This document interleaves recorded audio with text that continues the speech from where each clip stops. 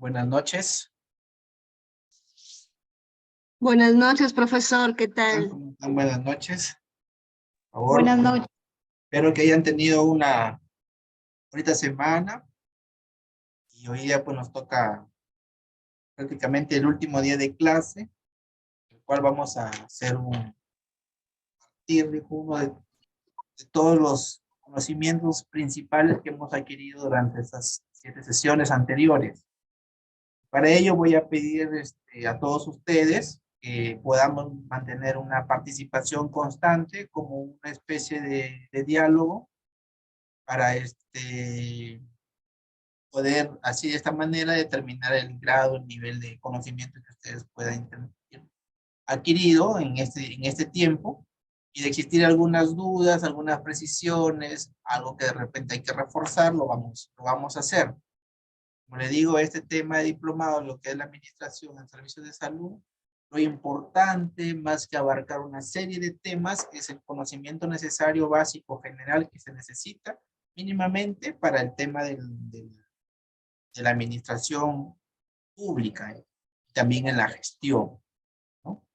Entonces, quiero, por favor, por parte de ustedes, que podamos interactuar en este tiempo que nos toca como parte última, y poder pues también tener una clase más dinámica como las que no hemos tenido las anteriores, ¿no?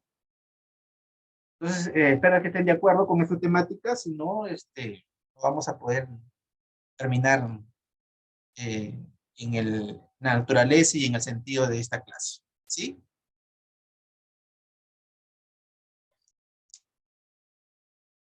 ¿Hola?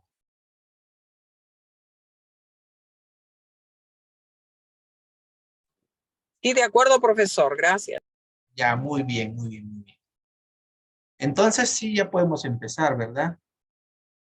Miren, a lo largo de estas sesiones, eh, quisiera saber, por ejemplo, ahorita los participantes que están, todos son profesionales en la salud, ¿verdad?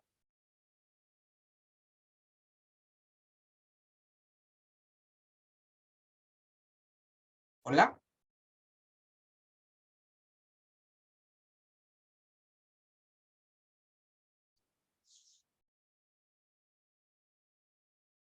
¿Están o no están?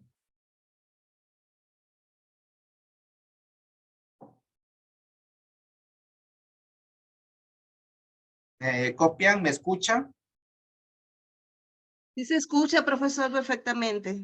Ya, Sí, bien, bien, profesor, sí, se ya, le qué bueno. escucha perfectamente. Sí, somos profesionales en la salud. Listo, bien, miren. Entonces, ustedes como profesionales en la salud, este, como le dije en un inicio, ustedes han tenido una preparación para salvar vidas, ¿no? En el cual ustedes, dentro de su campo de acción, es casi imposible que ustedes fallen, porque muchas veces de eso depende la vida de las personas. En ese sentido, nos involucramos en el tema específicamente de la salud y especialmente en lo que es el problema más álgido que tenemos en el sector público, que son los hospitales. Entonces, cuando nosotros hablamos de un hospital, inmediatamente nos imaginamos en nuestra cabeza pues una infraestructura, médicos, enfermeras, pacientes, etc.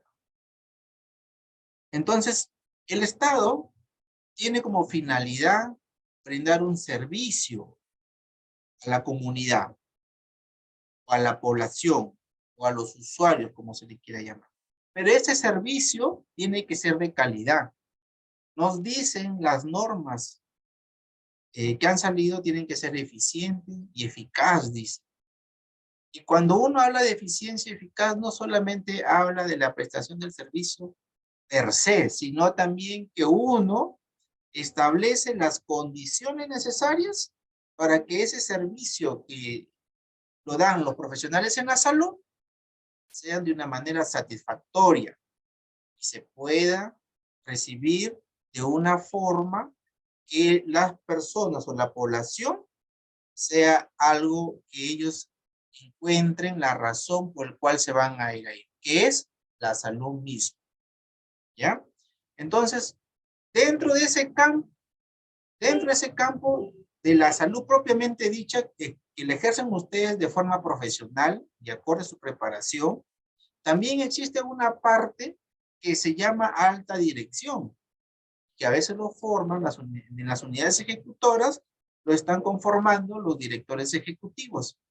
Y en toda entidad pública siempre van a haber directores ejecutivos, en el caso de las unidades ejecutoras, la parte administrativa, y en esa parte administrativa ustedes van a encontrar por recursos humanos, logística, abastecimiento, contrataciones, adquisiciones, qué sé yo. Al final viene casi a ser lo mismo. La oficina de contabilidad, la oficina de tesorería que paga, y, y áreas usuarias. Las áreas usuarias, pues encontramos al jefe de un departamento, puede ser, no sé, de departamento a ver, de laboratorios, de unidades de lo que tiene que ver con la niñez, cosas así, ¿no? Entonces, cuando nosotros nos ubicamos en ese espectro dinámico de la gestión, para que uno proporcione un servicio, tiene que contar las condiciones, hemos dicho, ¿no? ¿Y qué condiciones? De condiciones de infraestructura. Pero no solamente eso, necesitamos luz, agua. Para el tema de nutrición, alimentos. Necesitamos equipos médicos, radioactivos. Necesitamos equipos de laboratorio, medicamentos, vehículos. También necesitamos personal administrativo, personal de limpieza. O sea, como pueden ver, una serie de requerimientos, es decir, una serie de necesidades que la entidad misma necesita satisfacerse para poder brindar un servicio de calidad. Entonces, nos ubicamos esto, que la unidad misma necesita satisfacerse para brindar un servicio de calidad. Entonces, nos vamos dentro de la entidad, dentro de esa infraestructura, dentro de ese medio geográfico que nos mueve a brindar ese servicio. Y ese servicio está conformado no solamente por la infraestructura, sino por todo el personal asistencial o administrativo. Entonces, a veces los profesionales en la salud, comúnmente en las unidades ejecutoras, son asumidos por médicos. Entonces, cuando llega el médico, tiene que tomar, como lo dice, es un director ejecutivo. Y el director ejecutivo es aquella persona que ejecuta, porque así lo dice su nombre. Unidad ejecutora, por lo tanto, designan un director ejecutivo. Y el director ejecutivo, para que ejecute, tiene que tener la capacidad, y para que tenga la capacidad, tiene que tener el conocimiento de las cosas, para que él pueda, y de las personas, y de la gestión, y del manejo y la administración de los fondos, para que pueda tener un éxito sobre la prioridad de las verdaderas necesidades que requieren ese lugar, esa unidad ejecutiva.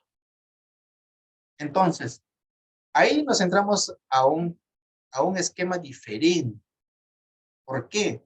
Porque ahí nosotros tenemos que, como se dice muchas veces, administrar el talento humano, tu personal. Tienes que ver tu equipamiento médico, computacional, periférico, muebles, cienciales, edificaciones, vehículos, etc. Tienes que ver tu recurso presupuestal. Tienes que ver tus recursos financieros. Tienes que ver cómo se desarrolla tu contexto social. Y sobre esa base, priorizar. Y no solamente cuando uno está en ese mundo de la administración pública, financiera, presupuestal, uno tiene que tomar decisiones sobre la base y normas establecidas por los diferentes entes rectores. Y cuando hablo de diferentes entes rectores, hablamos de la Dirección General de Presupuesto Público, de la Dirección Nacional de Contabilidad Pública, de la Dirección Nacional de Tesoro Público, de la Ley de Contrataciones y el estado de su reglamento. Hablamos de las directivas internas que tiene cada unidad ejecutora.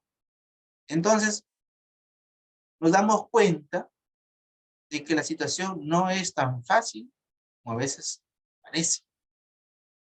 Pero lo que sí se requiere es que mínimamente ustedes como profesionales de la salud mantengan o adquieran un conocimiento necesario que les permita a ustedes llamar a sus funcionarios, a las personas responsables, a los jefes de cada área, puedan entender en los términos y en los hechos presupuestarios o financieros que ellos puedan manifestar.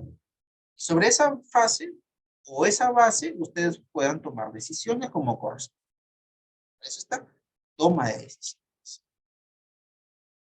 Entonces, en una de las primeras clases habíamos hablado de la importancia de la administración de la salud. Entonces, como ustedes pueden darse cuenta, no solamente está en la parte profesional que ustedes pueden dar, sino en el conjunto de las cosas que ustedes necesitan para de repente brindar una mejor atención.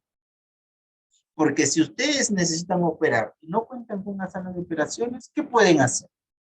Tenemos el profesional de repente, sí, puede hacerlo, pero no tiene la sala y las condiciones para hacerlo. De repente ustedes necesitan medicar, ¿no? Para, no sé, paliar de repente un dolor, pero se van a la farmacia del hospital y no hay medicamento. Necesitan de repente un análisis y se van, no hay los instrumentos necesarios para realizar ese análisis. Entonces, como esas cosas limitan la capacidad de servicio que puede tener no solamente el profesional, sino la entidad como tal. Por eso es que es importante que nosotros logremos, podamos tener una correcta administración de los recursos.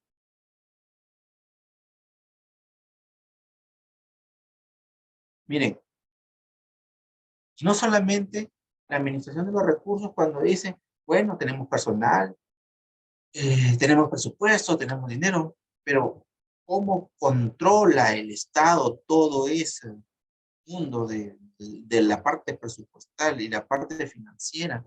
¿Cómo es que se generan los requerimientos? ¿Cómo es que se genera la autorización del Tesoro Público para que se realicen las transacciones?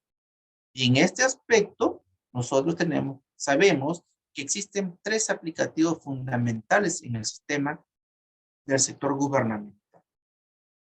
Y estos aplicativos tenemos el famoso SIGA. Ustedes han de haber escuchado el famoso SIGA en sus instituciones. Y no es nada más que el Sistema Integrado de Gestión Administrativa. Tenemos el famoso SIAF, que es el Sistema Integrado de Administración Financiera. Y tenemos el AIRS, que es un aplicativo informático donde se registran los datos laborales, personales y financieros del trabajador, y por el cual se les pagan sus planillas. Miren cómo el Estado, para desembolsarte un sol, tiene que pasar por estos aplicativos. Si necesitamos comprar equipamiento médico, necesito una serie de hechos, y al final todos esos hechos están registrados en estos aplicativos. Entonces, a través de estos aplicativos, nosotros podemos tener una serie de reportes. ¿Cómo va mi ejecución? ¿Cuánto he gastado? ¿Cuánto he tenido de ingreso? Etcétera. Con relación a mi personal, ¿cuánto personal tengo? ¿Cuánto están en planilla? Según la condición laboral que tienen, porque hay personal 276, hay personal 728, hay personal CAS. Entonces, como les digo, esa es la capacidad que tiene el Estado para poder administrar sus recursos. Y esa capacidad que tiene el Estado para administrar sus recursos a través de un marco normativo es lo que nosotros no debemos ser ajenos. En nuestra entidad, y ustedes cuando se vayan a sus entidades de repente trabajan en un hospital, sea para el de salud, o sea para el pliego o sector, o el ministerio, o también sea para un pliego gobernación regional. Ustedes van a ir donde vayan, entidad donde vayan, siempre van a encontrar el sistema integrado de administración financiera.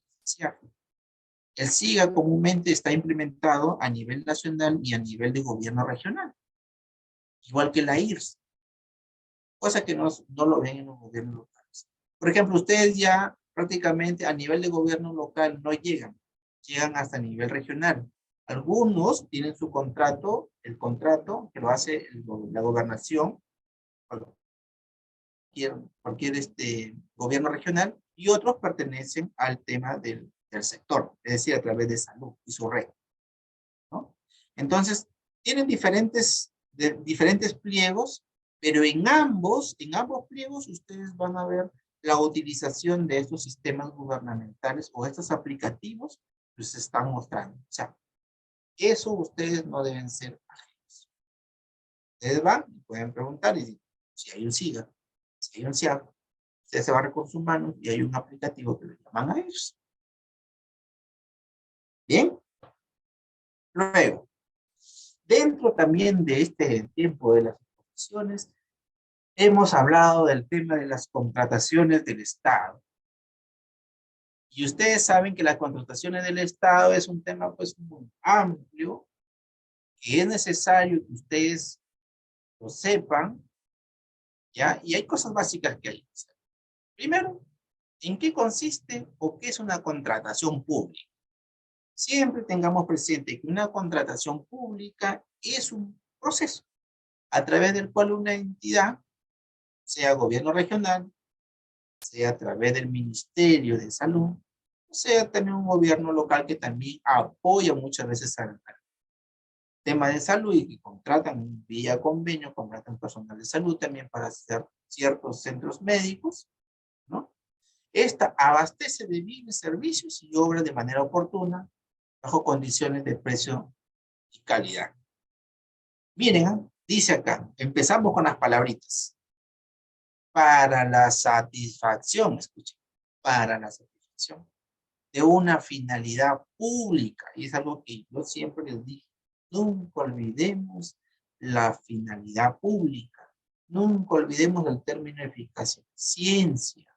Nunca olvidemos la parte de satisfacción, porque eso es lo que está plagado en todas las normativas. ¿Y qué es esta finalidad pública? Que buscan mejorar las condiciones de vida de los ciudadanos. Miren, entonces, ¿para qué se realizan las contrataciones públicas? Primero, satisface necesidad pública, alcanza un resultado en beneficio de la población y satisface un fin. Entonces, para esa satisfacción de esa finalidad pública, existen normas en place. Y las normas están dadas por la ley de contrataciones y su reglamento.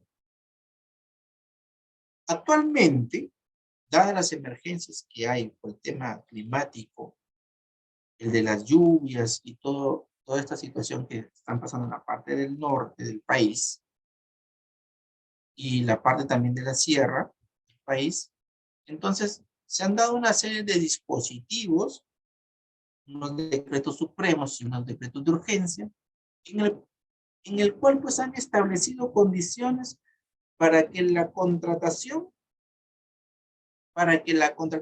sea rápida y en forma directa. Entonces ustedes dirán, ¿eso va en contra de la ley? Bueno, no. Porque el Estado tiene esa facultad de establecer decretos supremos, decretos de urgencia, cuando suceden estos tipos de desastres naturales. ¿Y qué hace? Cuando te dicen, ¿ustedes qué entienden cuando le dicen, ¿sabe qué este decreto supremo ha establecido que las entidades para el tema de la salud, en este caso, ¿no?, haga una contratación directa?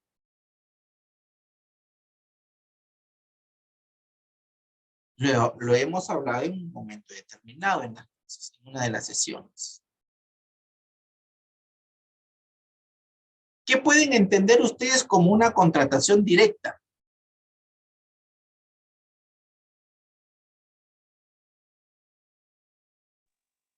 Hay que tener... Profe, Dígame. Oh, perdón, creo que cuando la contratación es directa, tiene un límite de costo. Creo que dijo no me acuerdo si eran 8 UITs o algo así. ¿Ya? ¿Ya? ¿Otra participación?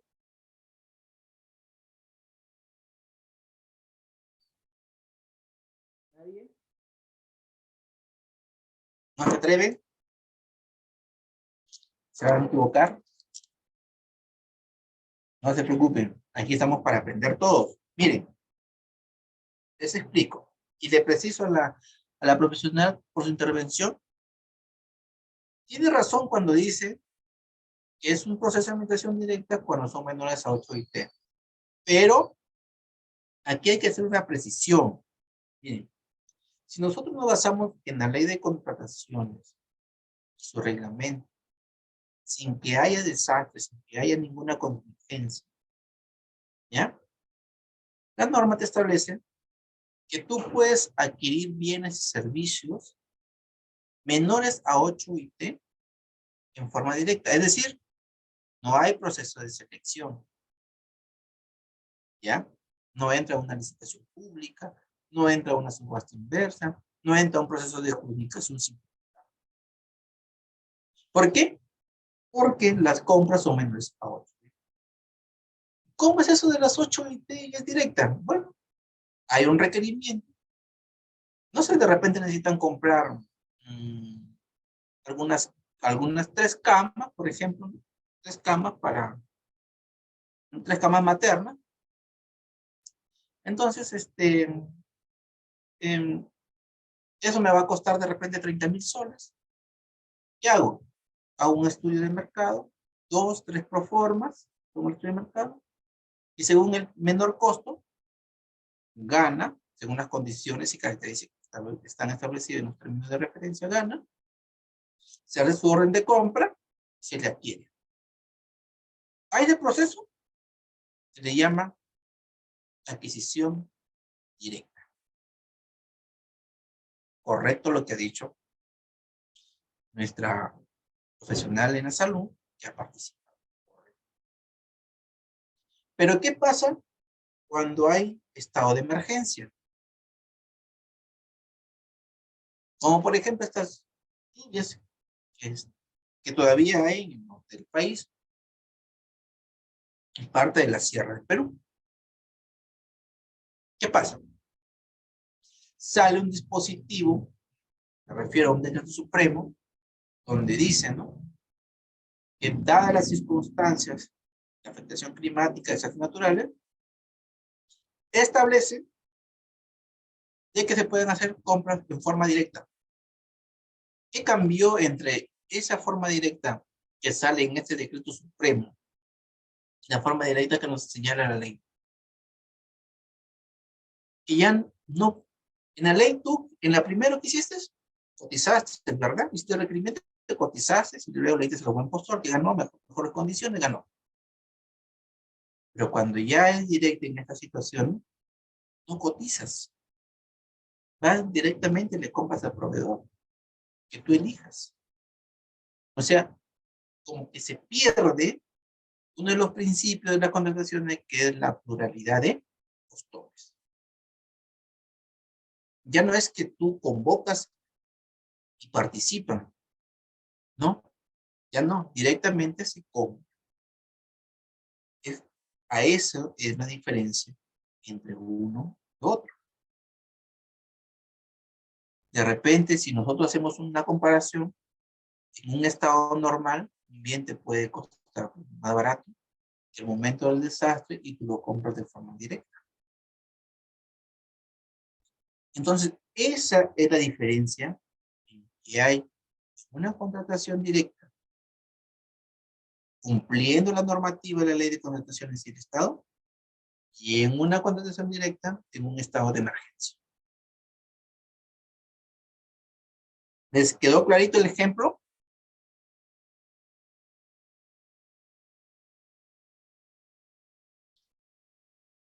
No sé si me dejé entender, pero quiero que los tengan en cuenta ese tema, ¿ya? Porque en lo que nos dijo nuestra compañera en el aula, virtual, tiene razón. Como son menores de 8 bits, una compra directa lo llaman, ¿no? Pero tiene que haber un requerimiento, un estudio de mercado, y el mejor postor que cumpla las condiciones de los términos de referencia, que sea el menor costo y de calidad, ese gana. Cuando hay esta de emergencia, no hay ese estudio de mercado, sino de forma directa. ¿Sí? Eso es lo que está pasando ahorita con estos dispositivos que ha emitido el gobierno central y que las autoridades, gobiernos regionales, gobiernos locales y hasta el propio sector tienen esa facultad de realizar las compras en una forma más rápida y obviando ciertos procedimientos que la ley de contrataciones normalmente nos obliga a cumplir. ¿Ya?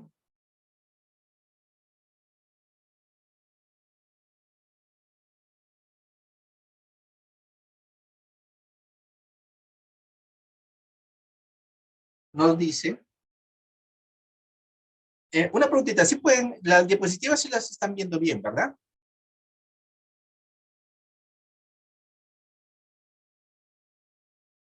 Hola, ¿tienen problemas con la diapositiva si logran visualizarlo correctamente? Sí se ven bien, profe. Ya, muy bien. Seguimos. Ahora, algo importante tener en cuenta el término finalidad pública, ¿ya? Porque ustedes, como área usuaria también, que van a hacer sus requerimientos y que se llaman en común términos de referencia, o llamados comúnmente TDR, ustedes han escuchado, usan TDR, términos de referencia. Esos términos de referencia es para la solicitud de un servicio. También para la solicitud no, de una adquisición, una compra, de un bien. Muy bien. Entonces, hablemos de qué es la finalidad pública. Porque la finalidad pública, dentro de los términos de referencia, cuando no hace un requerimiento, dice, se requiere, ¿no? Denominación, tal. ¿Dónde pertenece la entidad que lo requiere? Área usuaria, tal. Dependencia, tal. El objeto de la contratación, tal. Finalidad pública de la contratación. Entonces, decimos, bueno, ¿cómo yo no estoy este espacio? ¿No? ¿Qué significa la finalidad pública? Bueno, ahí está definido. Dice, es el interés público que desea satisfacer con la contratación y que está ligada o relacionada a la naturaleza de las funciones de la entidad en coordinación con sus objetivos estratégicos.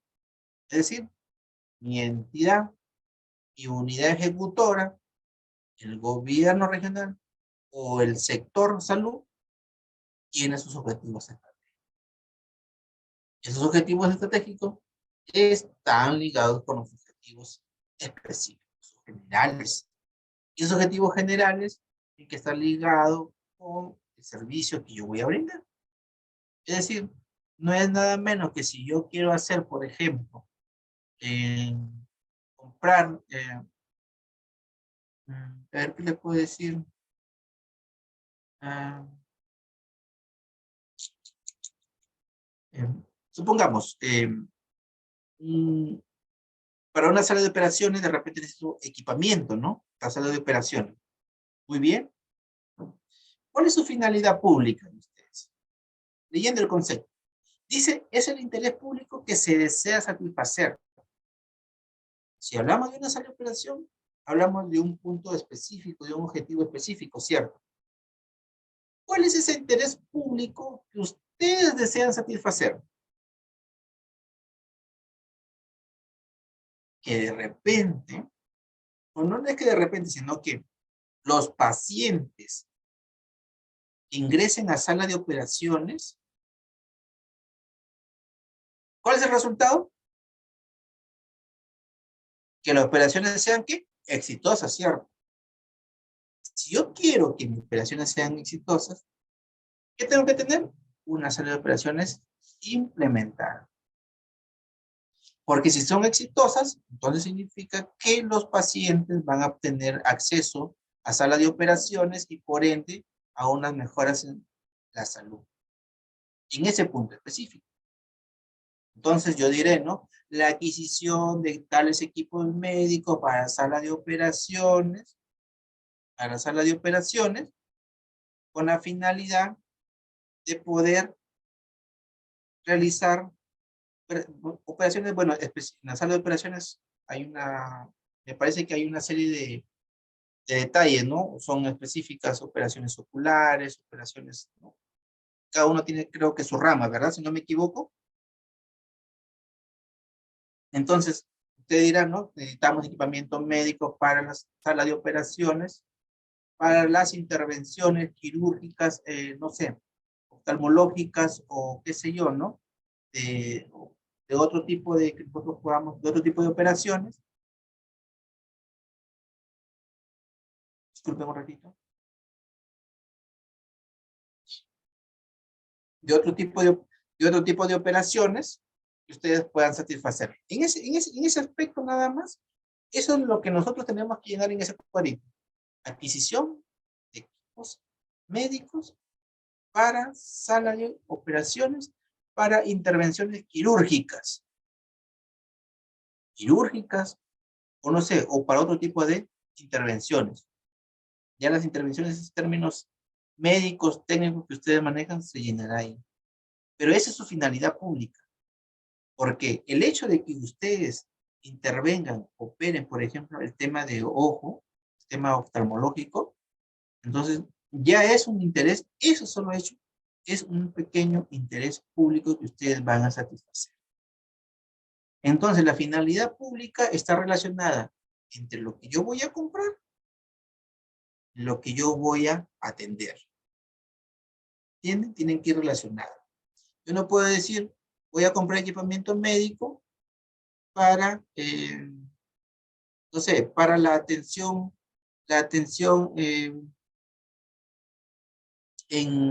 no sé, preventiva, ¿no? Para la atención preventiva en pacientes eh, con TBC, supongamos.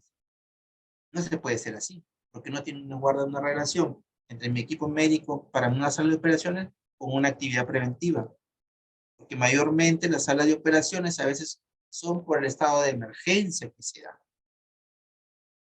¿Cierto? Entonces, por esa necesidad es que hay que saber diferenciar entre dónde, qué área usuaria solicita ese requerimiento y que ese requerimiento vaya concatenado, como dicen en el argot criollo, amarrado o relacionado o vinculado con algo que yo voy a satisfacer.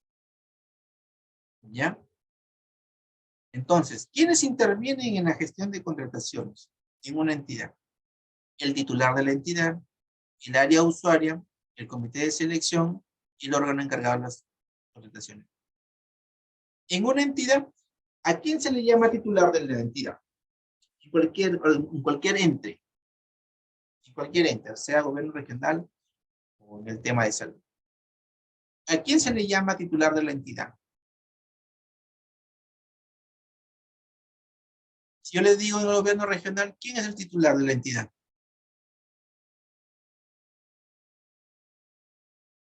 ¿Alguien?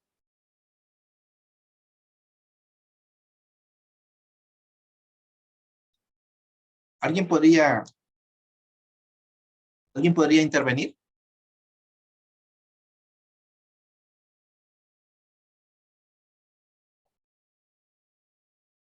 ¿A quién se le llama un titular de la entidad? Sería pues el presidente del gobierno regional, en ese caso, el representante. Exactamente. Ese es el gobierno regional. Si yo en una unidad ejecutora, en un hospital, ¿quién es el titular de la entidad? El gerente del hospital. El director ejecutivo del hospital.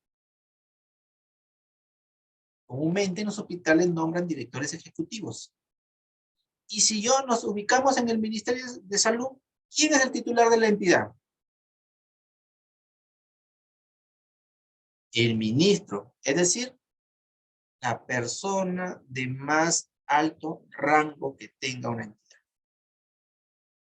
Está en un gobierno, a nivel regional está el gobernador regional. A nivel de una unidad ejecutora, porque sí son considerados los hospitales que pertenecen a los gobiernos locales, regionales, son unidades ejecutoras, designan a un director ejecutivo. A nivel de gobierno central, tenemos al ministro de Salud. Él es el titular de la entidad. A la entidad también se le llama pliego presupuestal. Entonces, cuando les pregunten, ¿quién es el titular del pliego presupuestal del gobierno regional? Ah, el gobernador regional. ¿Y quién es el titular de la unidad ejecutora del pliego gobierno regional? El hospital, unidad ejecutora hospital, no sé, yo me acuerdo, el Belén, Nailán, etcétera. El director ejecutivo. ¿Y quién es el titular del pliego del sector salud? Cuando hablamos sector, hablamos de un ministerio. Es el ministro. Ya siempre es la máxima autoridad. Y el titular del pliego de una municipalidad, el alcalde. ¿Ya? Siempre son las cabezas. ¿Quién es el área usuaria? ¿Quién es el área usuaria? El área usuaria es la oficina que hace un requerimiento. El que te genera una necesidad. Ese es el área usuaria.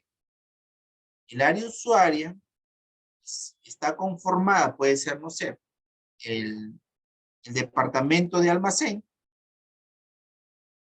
hizo un requerimiento sobre, no sé, de repente necesita andamios para poder colocar las historias médicas o de repente los bienes que son adquiridos, entonces necesita de repente andamios para colocar, llevar bien su inventario. Entonces, si yo digo que soy de almacén y digo necesito andamios, el solo hecho de requerir, estoy generando una necesidad. Y al requerir y al generar una necesidad, yo me convierto en un área usuaria, porque si yo digo necesito tal cosa, pongamos un andamio, entonces ese requerimiento viaja a la administración o deriva logística hace su estudio de mercado, lo adquiere, y de ahí cuando lo compra, el proveedor lo deja ¿dónde? En el almacén. ¿Y quién tiene que dar la conformidad? El área usuaria. ¿Y quién es el área usuaria? El área que solicitó el requerimiento, el área que generó la necesidad. Entonces, a eso se le llama área usuaria. Es cuando lea un libro de contratación, le escucharán, o que digo más que escucharán, leerán, o de repente en un momento también escucharán, en algún curso, el área usuaria. Pero el área usuaria, ya ustedes saben, es aquella área que ha generado un requerimiento, que ha generado una necesidad. Y que no solamente la genera, sino que también le da conformidad al hecho económico ocurrido. ¿Quién es el comité de selección? El comité de selección es un conjunto de personas que comúnmente se conjuntan por 3 titulares, 3 suplentes. A ese conjunto de personas se le llama comité de selección y que tienen a cargo la adquisición de procesos de selección. ¿Está bien? Y el órgano de contrataciones es un área específica que se encarga de ver todos los temas de adquisiciones del Estado, que necesite una ejecutora o que necesite cualquier otra entidad, que sea pliego. ¿Ya? Una consulta, profesor. Dígame. ¿Cómo es que o sea, quién dice cuál es el representante, dijo usted, del área usuaria, del comité de selección? ¿Cómo se selecciona, cómo es que se designan los miembros del comité de selección, quiénes los designan y cómo es el trámite? Ya, bien. Muy buena pregunta para poder precisar. Miren, cuando una institución va a adquirir, por ejemplo, vamos con ejemplos, ¿ya? Equipamiento médico, y dice, el estudio de mercado arroja que esa adquisición nos va a costar 2 millones de soles. Bien, 2 millones de soles. ¿Qué dice el área de contrataciones, el órgano de contrataciones? El órgano de contrataciones, a través de ese estudio, elabora y pide que se apruebe ¿qué? Un expediente de contratación. ¿Qué es un expediente de contratación? Es un documento, ¿ya? Que contiene, es una carpeta, mejor dicho, que contiene los siguientes documentos. Requerimiento, ¿ya? Certificado, estudio de mercado, ya requerimiento, estudio o indagación de mercado, certificación presupuestal y un informe de logística que dice, apruébese el expediente de contratación. Entonces, cuando dice, bueno, van a formar un expediente de contratación porque van a llevar a cabo un proceso de selección. Ah, caray, para llevar a cabo el proceso de selección, ¿qué es lo que necesito? Necesito formar mi comité de selección. ¿Y cómo lo forma y quién forma el comité de selección? El comité de selección lo forma o está aprobado mediante un acto resolutivo que puede ser emitido por el gobernador regional o por los gerentes o por los administradores de acuerdo a las funciones y asignaciones que les hayan otorgado. Muy bien, hasta ahí sé cómo se aprueba un comité de selección, pero ¿cómo sé que tal o cual persona? ¿Qué dice la ley? Si ustedes van a la ley de contrataciones del Estado, nos dice, a ver, cuando tú vas a hacer un proceso de selección, las personas que participan son 6. 3 suplentes, 3 titulares. ¿Y quiénes lo conforman? Dice, tiene que haber un representante del área de contrataciones. No te nombra el jefe de logística, Bacera. No, te dice, tiene que haber una persona del área de contrataciones, o logística o abastecimiento. Tiene que haber una persona del área, representante del área usuaria. Tiene que haber otra persona con conocimiento, dice, en la adquisición que se va a realizar, o un especialista en tema de contratación. Así lo señala la norma. Entonces, yo, gerente, ¿no? De una unidad ejecutora, un hospital, digo, caramba, yo tengo que seleccionar las personas indicadas. ¿Qué digo? Si el área usuaria ha solicitado tales bienes con tales características, caramba, un representante del área usuaria, que puede ser el jefe, que puede participar en ese proceso de selección. Un representante del área de adquisiciones, de logística, puede ser el jefe de logística que puede participar. Y de repente yo tengo un área de adquisiciones también, ¿no? Una sugerencia logística y una jefatura, una oficina de adquisiciones. También puedo hacerlo participar. O de repente, puedo hacer participar a una tercera persona que tenga conocimiento amplio sobre los bienes que se van a adquirir. Entonces, principalmente, la norma te dice 2. Uno de adquisiciones y uno del área de usuario.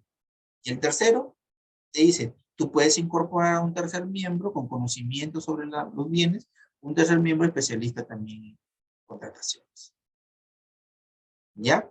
Entonces, ahí están tus 3 titulares. Pero me faltan 3 suplentes. La misma lógica. De repente, del área usuaria, coloco uno titular, uno de suplente. Del área de abastecimiento, un titular, uno de suplente. Y puedo nombrar a otra persona de otra área para que vaya también de suplente. Entonces, es así como se hace la elección. La elección la hace la administración, la gerencia, y si no hay gerencia, no hay administración y todas las facultades la asume el director ejecutivo, él hace la selección. Tales o tales personas van a realizar, se forman el comité.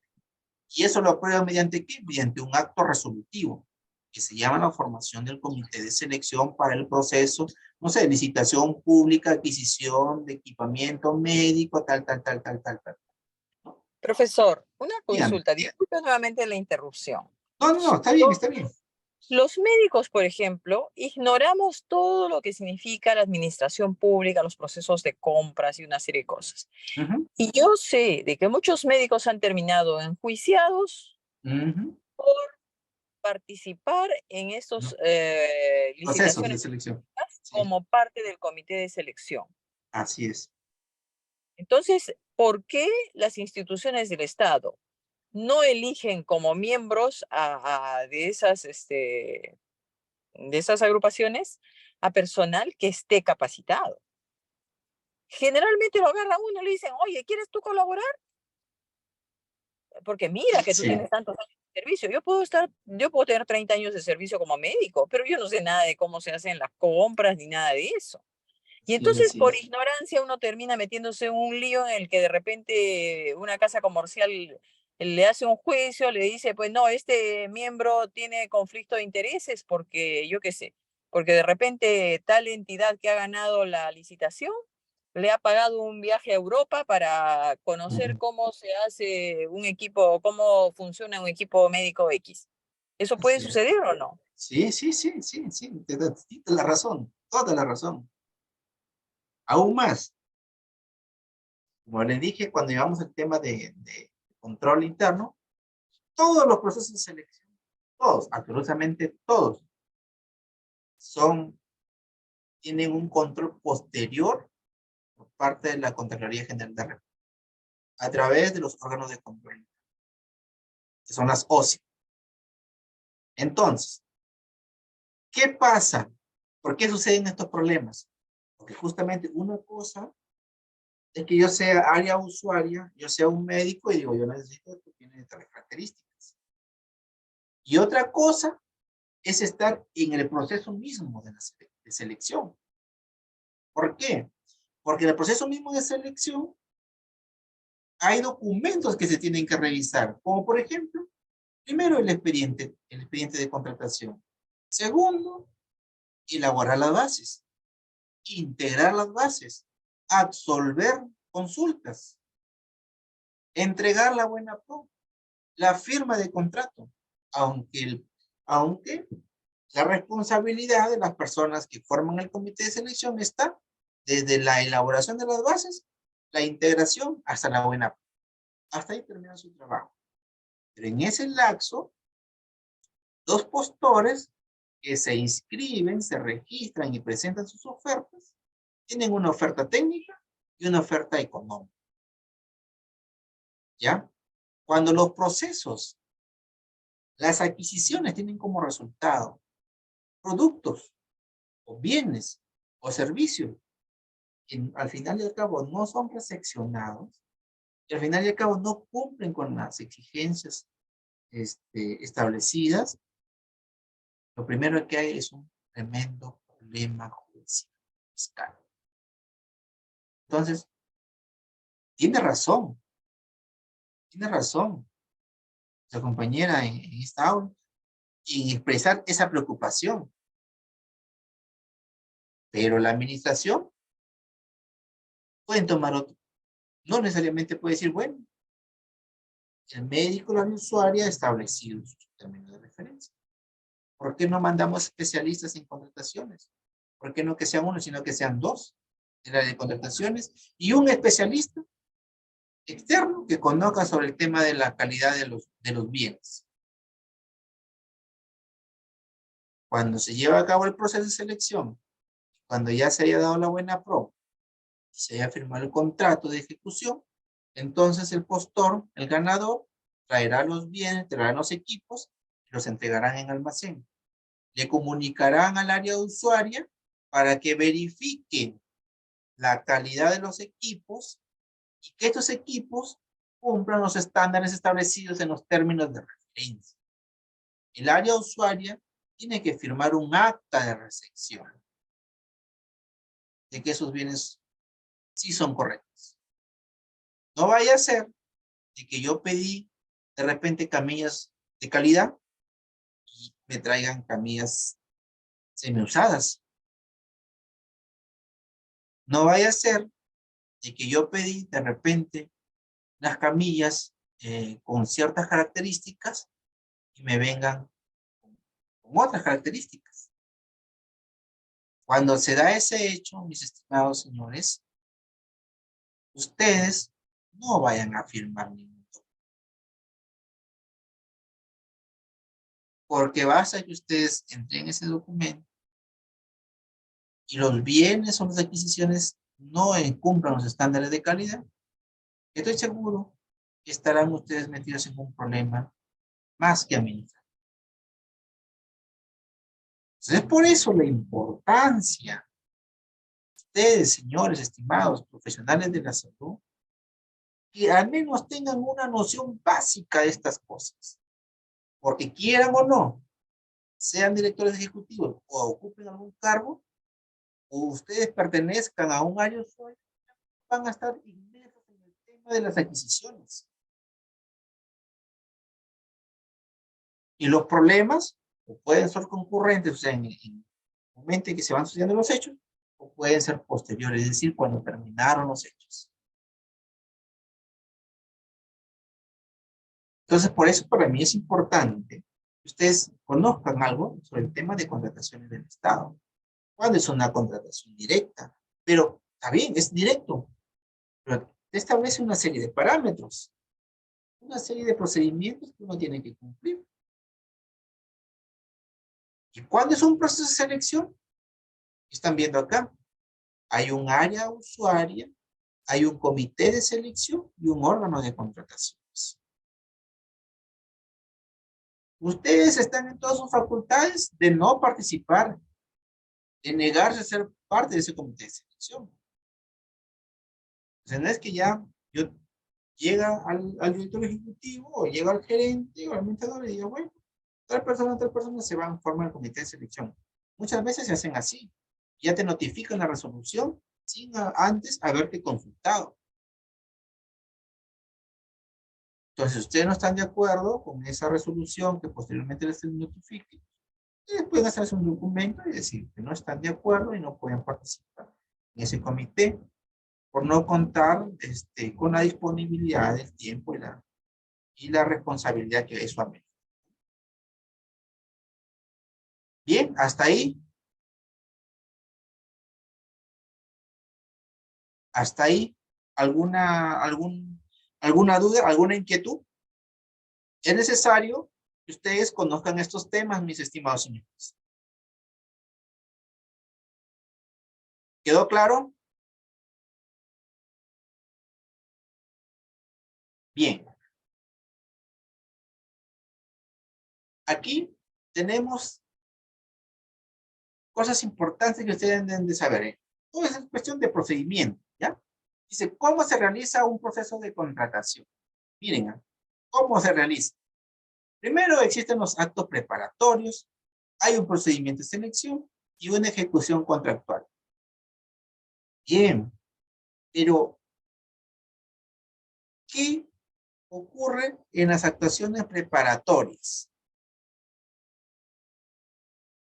En la entidad, ¿qué ocurre en el número 1, señores? Actos preparatorios, requerimiento. ¿Quién elabora el requerimiento? El área usuaria. Ya hemos definido que es un área usuaria. Ya, esa área usuaria tiene un jefe. Ese jefe firma el requerimiento. ¿Y ahí qué sigue? Ese requerimiento, ese papelito, ¿viaja a dónde?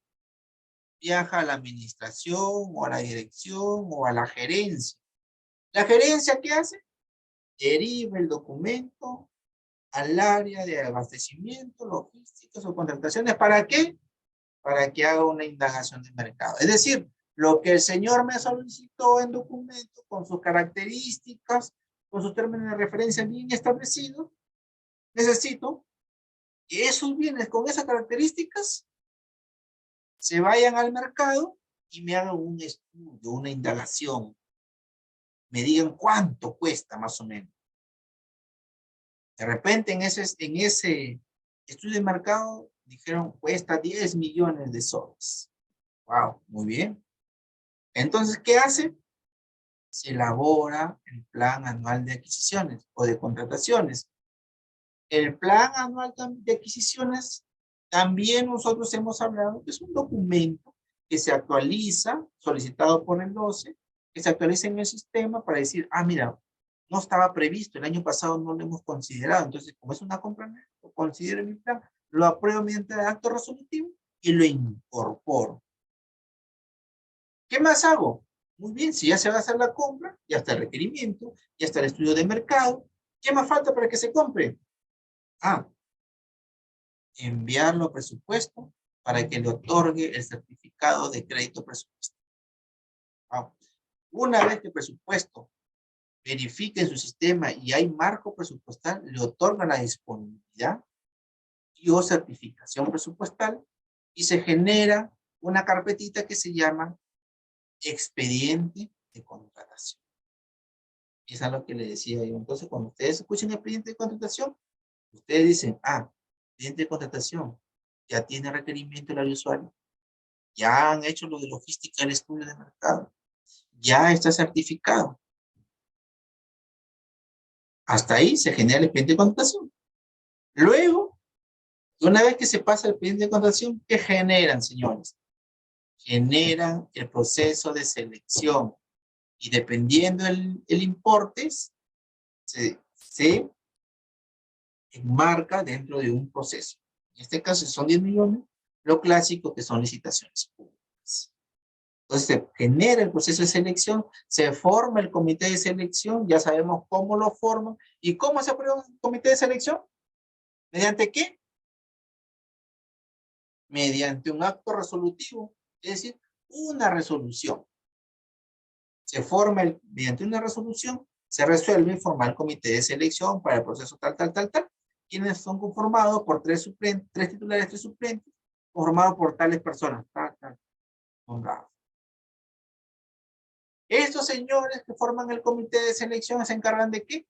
De elaborar las bases, de integrar las bases, de llevar el proceso de selección y la entrega a la buena pro. ¿Qué es la buena pro? Bueno, la buena pro es cuando ya una vez que hemos integrado las bases, se presentaron los postores nos alcanzaron sus ofertas, tanto técnicas como económicas, y de ahí nosotros hemos decidido un ganador. Ese ganador se le llama, en términos de contrataciones del Estado, se le otorga la buena pro.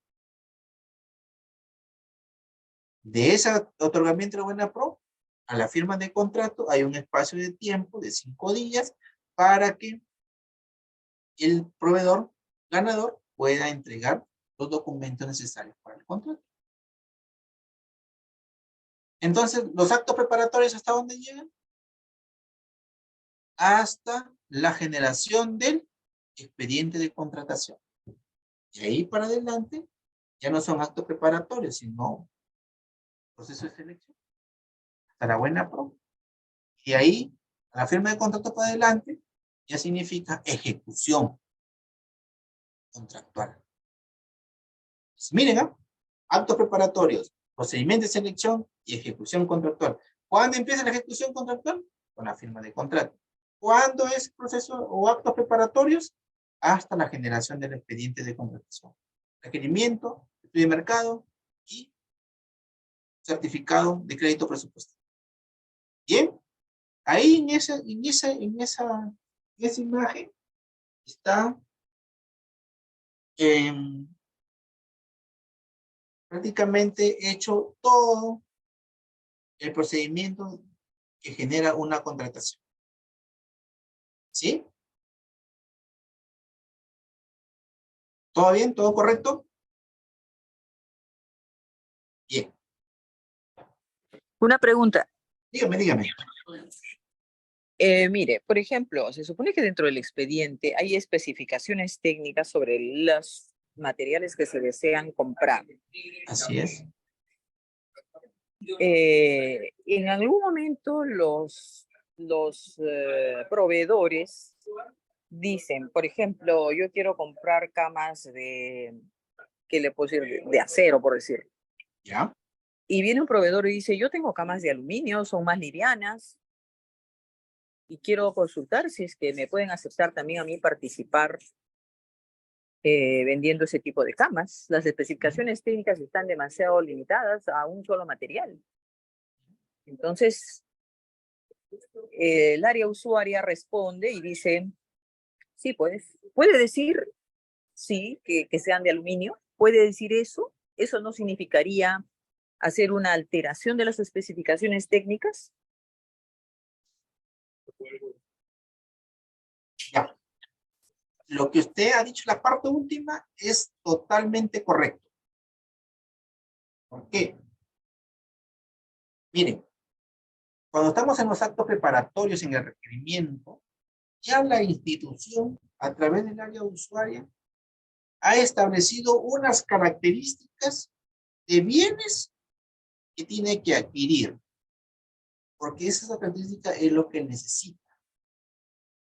Si hay proveedores que, por ejemplo, en pleno proceso de selección, si no tengo esto, hay que cambiar lo otro, el comité de selección está totalmente prohibido de cambiar las reglas de juego cuando ya está aprobado el expediente de contratación. No lo puede hacer. Si hay una modificación entre lo que me dice mi requerimiento y lo que establezco yo en las bases, tengan por seguro que van a tener serios problemas. ¿Ya? Por eso es importante que cuando se genere el requerimiento o se elabore el requerimiento, ya estén establecidas las reglas de juego. Y sobre esa regla de juego es la que va a salir al mercado. Y los que puedan, participarán. Los que no, no lo harán. Hay muchos proveedores que se consorcian. Pero, pero no se puede cambiar, como dijo usted, la fórmula, la característica de los bienes. No lo pueden hacer. Ya no se puede hacer ese o sea, cambio. eso no significa que sean, digamos, adicionales, datos adicionales, porque eso ya significaría una modificación. Claro, es una alteración total del bien. No se puede hacer eso. Ya, muchas gracias. Miren, Muchas gracias. E inclusive en las bases tampoco se pueden hacer algunos adicionales, porque se puede entender de que los adicionales están direccionados para cierto proveedor. Entonces, hasta en eso hay que tener bastante cuidado al momento de hacer el acto del comité de selección. No lo pueden hacer, ¿ya? Y espero que quede tajantemente claro de que los requerimientos, una vez establecidos y aprobados, hacia adelante, ya no pueden sufrir alteraciones, ni en el fondo, ni en la forma del mismo. Es decir, algunos le cambian hasta el plazo de entrega para favorecerlo. No, si el plazo de entrega está establecido en el requerimiento, tal cual está en el requerimiento, tiene que estar en las bases que aprueba el proceso de selección. ¿Sí? ¿Correcto? Profe, pero una pregunta, Dime. no es el comité de selección el que haría los cambios, sino, digamos, porque ¿cómo se llama? Los proveedores consultan al comité, pero el comité lo deriva eso al área usuaria. O sea, si el área usuaria acepta esas sugerencias, también está en falta. Totalmente, así es. Perfecto. Porque ¿sabe qué? ¿Qué pasa si gracias a ese cambio gana ese proveedor? Miren, los delitos que se configuran pueden configurarse el tema de colusión. Y es un delito grave. Esos tipos de cosas, artificios que algunos les llaman, no pueden suceder en pleno proceso de selección. No es que ya yo estoy como en mi comité, de repente un proveedor dice, yo no tengo de acero, tengo de aluminio, consúltale, el comité le consulta al área usuaria y la área usuaria dice, ah, bueno, sí, cámbiale pues de acero por aluminio y gana el señor de que presentaba los aluminio. Desde ahí ha transgredido todo el proceso normativo. Entonces, desde ya has cometido una falta tremenda y encima tienes otro delito que puede ser el tema de colusión. Entonces, eso no lo piensen dos veces. Si alguna vez le hacen esa propuesta, no. En todo caso, que mejor digan ellos en pleno proceso de selección, que lo declaren desierto el proceso, que no hay proveedores que puedan atender y recién ellos, dándoles desierto, lo traigan hacia la parte inicial y digan, ¿saben qué? Ya hemos hecho 1 o 2 procesos y nadie se presenta. Pero ya ahí hay un tema de justificación que de repente tú puedes bajar tus estándares, pues, ¿no? Pero no en un parte inicial, porque sí se cometerían varios delitos. ¿Correcto?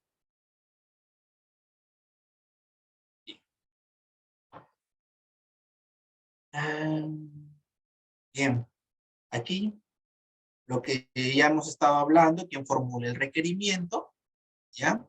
El requerimiento dice es elaborado por el área usuaria de la entidad, aquella que tiene necesidad de adquirir un bien, servicio de ejecución de una obra en virtud de sus funciones, finalidad pública, que persigue la contratación. Igualito, mira, acá está lo que es, lo que es un concepto de expediente de contratación. Dice es el conjunto de documentos que conforman una contratación, ya sean bienes, servicios u obras. El órgano encargado de las contrataciones entrega al presidente del comité de selección el expediente aprobado. ¿Con qué se aprueba el expediente de contratación? Con un acto resolutivo también. Para que dicho comité se instale y elabore el documento de procedimiento de selección y realice la convocatoria. Así es. Y también, bueno, hay un concepto de indagación de mercado que ustedes ya están familiarizados con eso, ¿no?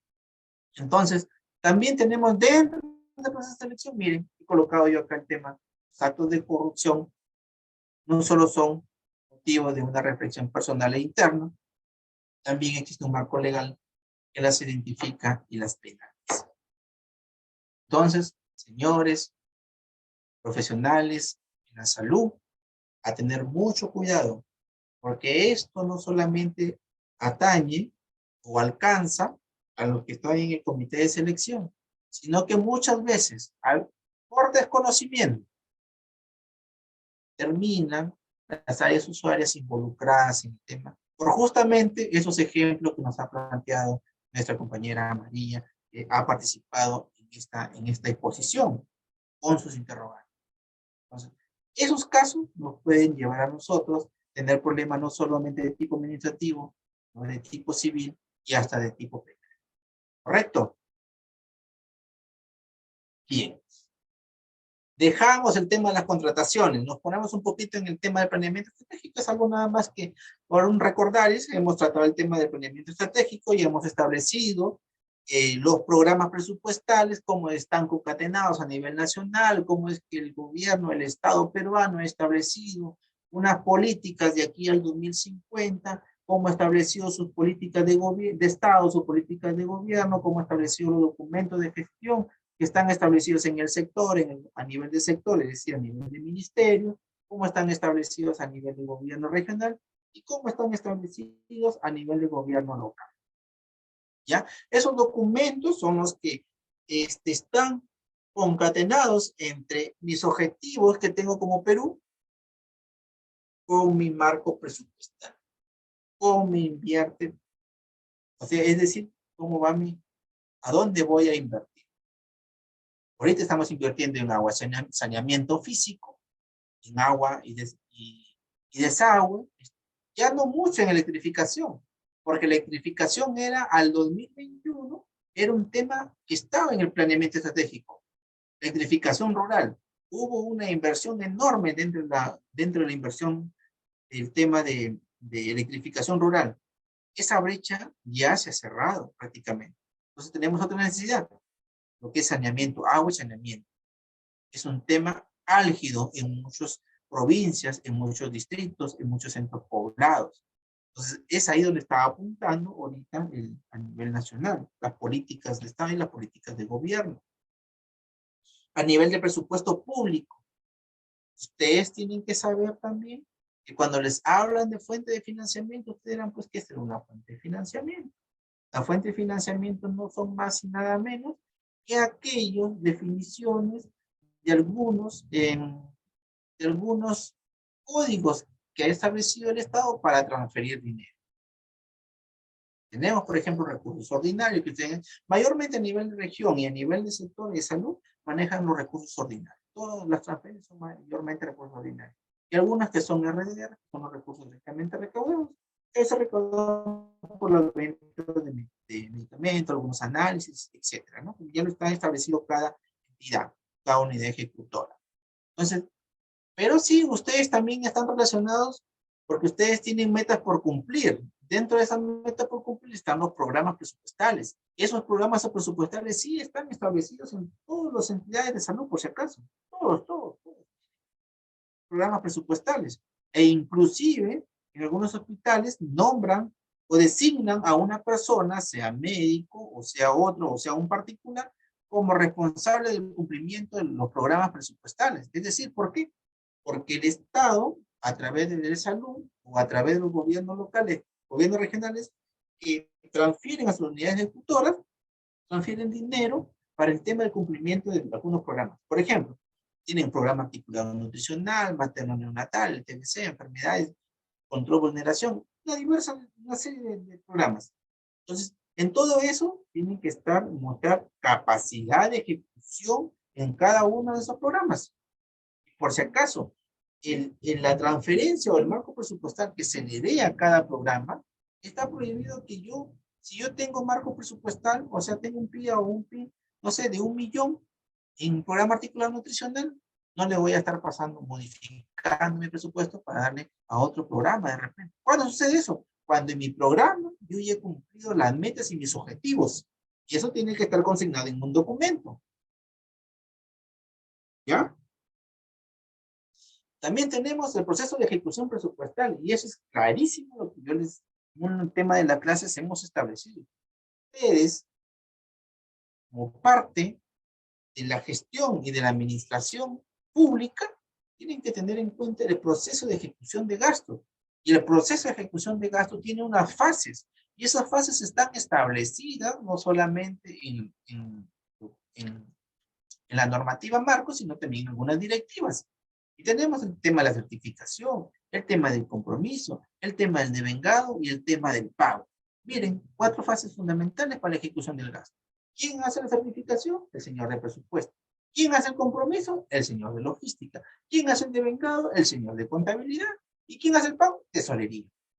Los pagos que ustedes puedan tener, que por ejemplo ustedes están en planilla, supongamos, están dentro de la IRS, ¿cómo se genera? Recursos humanos genera una planilla, esa planilla la manda a administración la envías de repente a, a presupuesto para que les dé el certificado, ya luego lo envían de la logística o también el mismo recursos humanos hace el compromiso, lo pasan a contabilidad, lo devenga, y tesorería es la que les paga a cada una de sus cuentas. Porque todos ustedes tienen una cuenta. Mayormente esas cuentas están establecidas en el Banco de la Nación. Entonces ustedes a través de la tesorería hace la transferencia, ustedes mensualmente van y cobran en sus tarjetas. Es decir, eso pasa cuando son personal que tienen la categoría o la condición laboral de 276, 728 y CAS. Los que están como servicios por terceros o locadores, servicios no personales, lo hacen a través, saben ellos que cuando los contratan, les exigen un CCI. Ese CCI lo registran y siguen el mismo procedimiento. ¿Ok? ¿Hasta ahí alguna interrogante?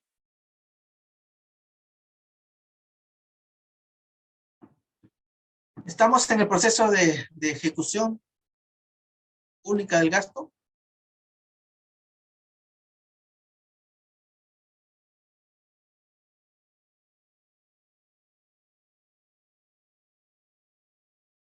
Bien, pasamos a otra fase. Hablamos también un tema del CIS. Miren, bueno, ustedes mejor que nadie saben cómo es la temática, el procedimiento que uno tiene que hacer para el efecto del CIS. Ese es del CIS, eso es en la parte práctica, ¿no?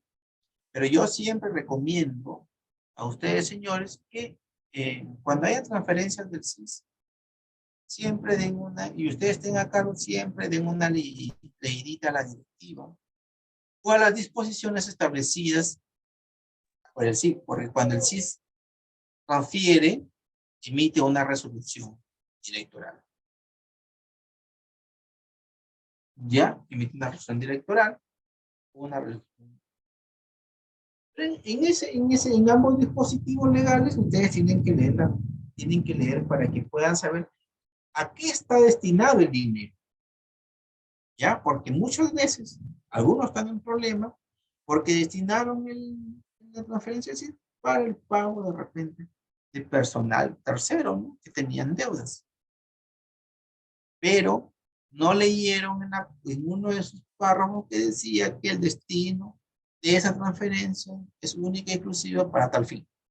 Es decir, yo no puedo tocar ni un sol de esa transferencia para asumir deudas que no corresponden al tema del CIS.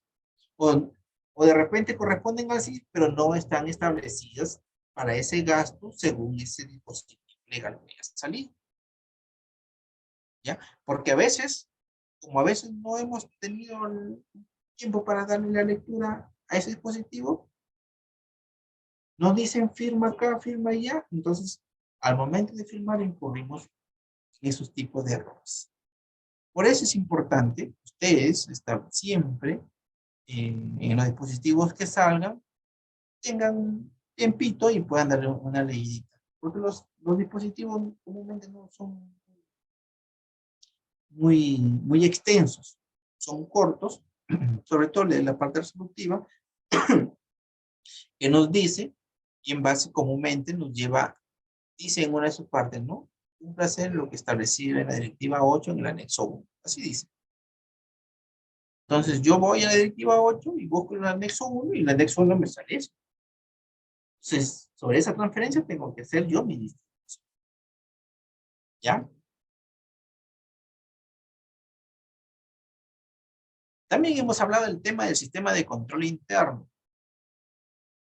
El sistema de control interno, bueno, es un sistema que salió, que data del año 19, más o menos mayo del 19, en que la Contraloría General de la República establece a todos los entes estatales que se implemente el sistema de control interno. Entonces, teniendo como responsables al titular de la entidad, que ustedes ya saben quién es el titular de la entidad, al órgano o unidad orgánica responsable de la implementación y a los órganos, unidades orgánicas que participan en la implementación del sistema de control interno. ¿Ok? Entonces, la máxima autoridad es el titular de la entidad. ¿Qué dice la norma? Que es el responsable de la implementación del sistema. Es el responsable, dice, como pliego, como jefe, como cabeza, como titular de esa entidad. El órgano o unidad, escuchen, habla en singular. Unidad orgánica. Órgano. ¿Quién es? A nivel de gobierno nacional está establecido, es el secretario general. A nivel de gobierno regional es el gerente regional y a nivel de gobierno local es el gerente municipal. Ellos son los responsables de la acción de la implementación de ese sistema de control. ¿Y quiénes son? Cuando dice órganos, unidades orgánicas, participan en la implementación. ¿Qué nos dice? Es decir, es el resto. En sencillas palabras, es el resto. Tengo mi autoridad, tengo mi gerente municipal, regional, o secretario general, y las áreas involucradas en todo este sistema, logística, contabilidad, tesorería, presupuesto, almacén, prácticamente todos, ingresan a este sistema de implementación de lo que es el control interno.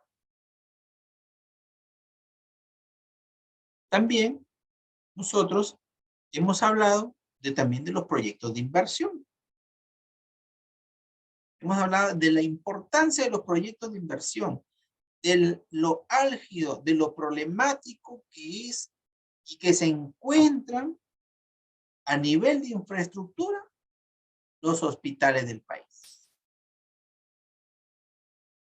Salvo algunos pocos, por excepción, pero más en lo que necesitamos es construcción. Necesitamos más trabajo de ingeniería. Pero a la misma vez, así como necesitamos, tenemos una serie de problemas que en la clase pasada hemos explicado que se constituye como elefantes blancos. Construcciones abandonadas porque no han cumplido con la ejecución y están en un problema de arbitraje. Entonces, eso genera un problema enorme. No solamente un problema social, sino un problema financiero y un problema a nivel de infraestructura. Porque gracias a esos problemas tenemos una enorme brecha en temas de salud. Y aquí entramos en lo que es el servicio. ¿Cómo priorizamos en la fase? Las inversiones en la fase de ejecución. Y hemos hablado que son dos criterios, un criterio de priorización y un criterio de prelación. Y hemos establecido que el criterio de prelación es por una cuestión de orden. Y una cuestión de priorización es sobre la base de mi necesidad. De mi necesidad urgente. ¿Entienden? Entonces, ¿y por qué se genera eso? ¿Y por qué decimos brecha? Y ya hemos explicado que la brecha es un espacio, ¿sí? Un pequeño espacio, un intervalo, del cual nosotros necesitamos coberturar. A eso que no existe se le llama brecha. Si yo, por ejemplo, en mi localidad, yo tengo acceso al internet, ¿bien? Pero salgo de mi localidad, mi centro poblado, mis caseríos no tienen acceso. Entonces, a esa parte que no hay acceso se le llama brecha.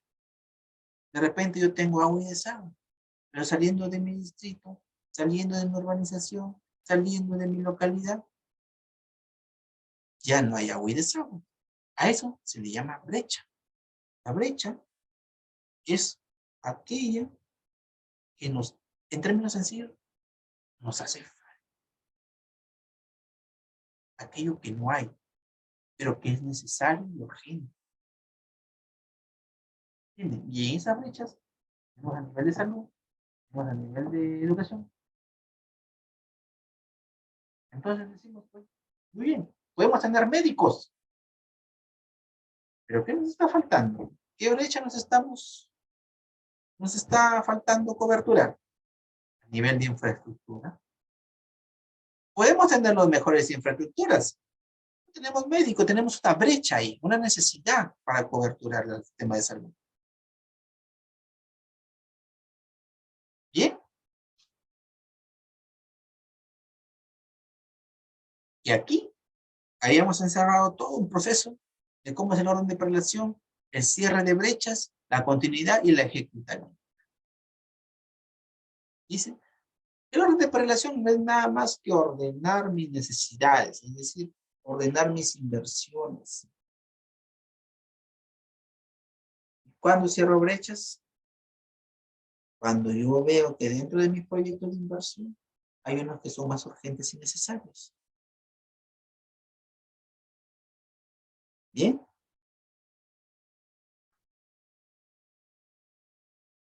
Pasamos esto. ¿Qué es importante en una entidad para que vea el resultado respecto a sus inversiones? La importancia es tener un órgano resolutivo de gobernadores y alcaldes. Dicen. ¿Quiénes están comprometidos ahí? La Oficina de Programación Multinacional de Inversiones, más conocida como la OPMI, la OMI que le llaman algunos. ¿Quiénes más están? Las unidades ejecutoras de inversión. ¿Por qué esta base de cimiento? Porque es la que siempre va a adquirir, es la que siempre va a iniciar los procesos de selección, es el área técnica de contrataciones y de adquisiciones. Presupuesto también participa porque es es el órgano técnico que nos va a dar la cobertura presupuestal, la disponibilidad presupuestal. Otras unidades orgánicas, también participa contabilidad, tesorería y las áreas usuarias, porque puede ser infraestructura o pueden ser otras áreas que estén involucradas en el tema de la inversión pública. Y cuando hablamos de inversión pública, cuando construimos un hospital, la infraestructura, sí. Cuando hacemos equipamiento médico, sí. Cuando compramos muebles y enseres, también. Cuando compramos computadoras, laptops, también. Eso, todo eso constituye inversión pública. En el formato, todo es el formato de seguimiento, ¿no? Aquí es importante porque hay otro tema que conversar aquí sobre el tema de las IOR. Rapidito. Las IOR, como está ahí, son inversiones de optimización, ampliación marginal, reposición y rehabilitación. Entonces, wow, han escuchado de IOR, de inversiones, IOR, miren, las IOR son aquellas inversiones que no son en alto grado, sino que son inversiones que nos permiten a nosotros de forma rápida potenciar, implementar, reponer y rehabilitar cosas o estructuras o equipos de forma urgente. ¿Ya? Entonces, también dentro de esta inversión, mire, tenemos insumos para identificación de activos estratégicos, servicios a intervenir, servicios de educación inicial, seguridad ciudadana, transitabilidad en el tema de salud, infraestructura, una unidad productora. Un hospital, por ejemplo, es una unidad productora. Una unidad mínima de activos. Ahora, las que nosotros tenemos en los hospitales, consultorios, laboratorios, salas de operaciones, etcétera. ¿Ya? Tenemos una IOR por optimización. Miren, ¿a qué se refieren? ¿Ya? Optimización, ampliación, reposición y rehabilitación. Esos son los 4 tipos de IORs que tenemos. En los hospitales comúnmente se utilizan las IORs. Es fijo. Ustedes por investigación pueden ir a su hospital, pueden ir a un... Oye, en tema de inversiones, ¿cómo mayormente utilizan? Las IORs. Van a decir, es algo común. Fijarse en ellos, ¿no? ¿Qué es la optimización? Se refiere a la optimización de la oferta del servicio existente y disponible. ¿Ya? Por ejemplo, equipamientos nuevos cuando existe infraestructura personal disponible, iluminación, plazoletas, señaletas, adecuación de infraestructura. ¿Ya? Optimizar, y cuando dan el término de optimizar, ¿qué significa? Generar mayor rendimiento, generar mayor rendimiento. Es decir, si yo por A o B, el gobierno regional me construyó, no sé, un pabellón con 4 salones para salas de operación y triaje, qué sé yo. Claro, me construyó, tengo el local, tengo todo, pero me faltan las máquinas, me faltan los equipos, me faltan los instrumentos. Caray, ¿qué hago? Me voy a llevar por optimización. Porque tengo el local, tengo la infraestructura, tengo todo.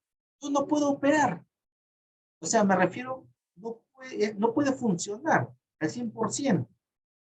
Me faltan una que otra cosa. Una llevar por optimización para comprar equipos. Eso se llama optimización. Tenemos ampliación de marginal, miren. Se interviene sobre una unidad productora ampliando su capacidad, asociado con el incremento de cobertura. Por ejemplo, se puede plantear una ampliación marginal para construir ambientes escolares, bueno, y ahora las instituciones educativas con capacidad, no sé, de 1000 alumnos, aumenta la capacidad a 1200, consecuencia del incremento de cobertura. Además, la tipología de educación básica regular ha sido estandarizada por el sector de educación. Eso a nivel de educación, pero ¿qué puede pasar por un hospital con una ampliación marginal? ¿Mm? ¿Qué podemos hacer?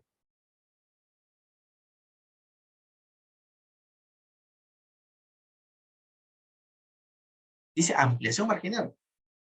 Una cosa es que yo haga una optimización, es decir, que yo necesite unos equipos para empezar el funcionamiento, Este tema es que ya esté funcionando y que necesita hacer una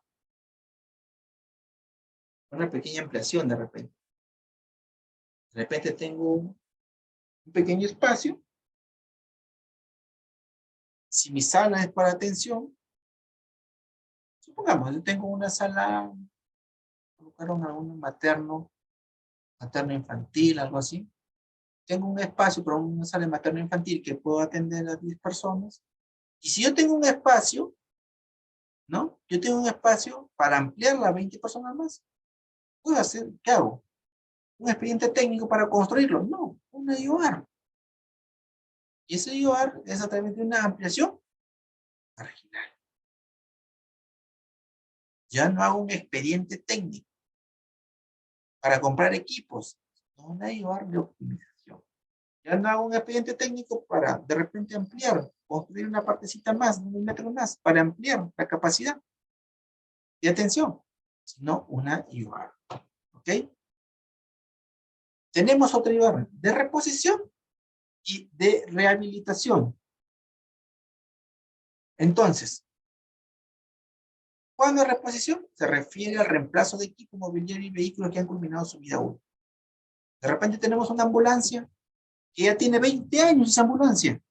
20 años. Y sigue funcionando. A media, pero sigue funcionando. También, de repente tengo tomógrafos de hace 15 años atrás o 10 años atrás. Y ahí están. Equipo. Tengo equipo médico también, de repente. Ya tienen pues 12 años, 8 años. Y ya pues han salido, la tecnología avanzada, han salido nuevos modelos, características. Entonces, necesitamos nosotros estar a la orden del día, al menos en la salud. No puede haber ese tema de restringir esas calidades, porque es necesario para el tema de la atención. Entonces, hago una IOR por reposición. Igualito pasa con la rehabilitación. Son intervenciones temporales para la reparación de activos, para devolverlos a su estado o estimación original. Puedo tener yo un móvil, una camioneta de 10 años, que puedo yo rehabilitarla. Miren, señores, realmente, en una cuestión normal, ustedes si fueran en un gobierno local, para comprar equipos de la magnitud o el costo, por ejemplo, yo quiero hacer un pool de maquinaria, tengo que hacer un expediente técnico para la adquisición de eso. Cosa que no va a suceder en un hospital. ¿Por qué? Porque las condiciones son diferentes. ¿Y por qué son diferentes? Porque las urgencias en un hospital son a la orden del día. Yo quiero los equipos de forma rápida. Y la única forma de avanzarlo es a través de las IORs, a través de estas 4 IORs que acabo de mencionar. Entonces, miren, la importancia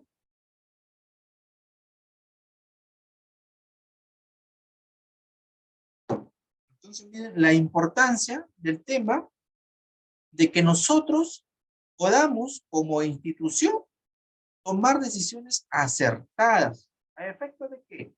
De priorizar de nuestras necesidades, de establecer una coordinación con las jefaturas responsables, en este caso presupuesto, y la OPMI, que ve el tema de inversiones. ¿Para qué? Para priorizar las necesidades. Con esto no quiero decir que van a hacer esto en todas las entidades o unidades ejecutoras. No lo van a hacer, porque cada unidad ejecutora o cada hospital tiene sus propias peculiaridades, tiene sus propios problemas. De repente, el problema que tiene una entidad no la tiene la otra. De repente una ya avanzó en su equipamiento, pero de repente le estaba faltando hacer una ampliación marginal para mejorar sus espacios. O de repente necesita una reposición. Pero cada quien tiene su propia problemática y que deben ser establecidas a nivel de gestión por los jefes o los directores encargados de cada entidad. A nosotros, ustedes como profesionales de la salud y que son responsables de ciertas áreas usuarias, tienen que tener el conocimiento necesario para que no puedan cometer ningún tipo de error en el momento de realizar las características de los bienes o de los equipos o del servicio establecido bien en sus términos de referencia, teniendo como una de las cosas principales la finalidad pública, las características del bien, a efecto de que las adquisiciones que puedan hacer los órganos de contratación estén acordes y al estándar establecido por las áreas usuarias. Eso evitará una serie de problemas establecidos e incumplimiento a las propias normativas de contrataciones. Mis estimados señores, les doy las gracias por toda esta participación en estas sesiones, salvo, antes de darme palabras finales, salvo que ustedes tengan de repente alguna duda antes de cerrar esta última sesión.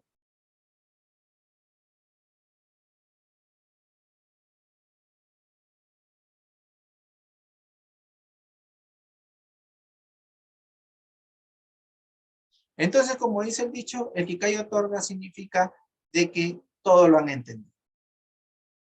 Entonces, espero y yo les deseo de verdad muchos éxitos en su vida profesional, en su vida personal, en su vida familiar.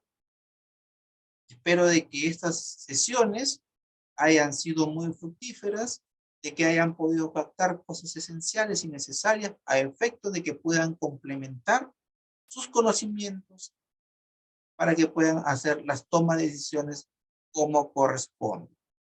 Mis estimados amigos, esto ha sido todo en estas 8 sesiones. Yo les doy las gracias por su participación y, como les digo, esperemos vernos de repente en algún momento en alguna otra sesiones o de repente, quién sabe, la vida nos dé la oportunidad de conocerlo de repente en algún hospital donde laboro.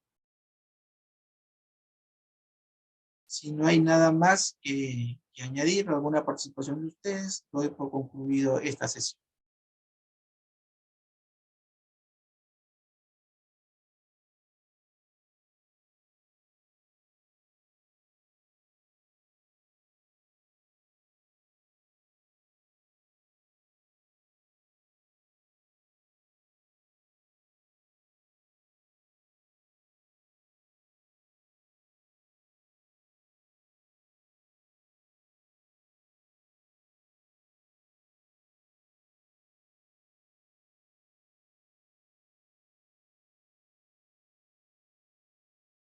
Profesor, muchas gracias. Ha sido un gusto.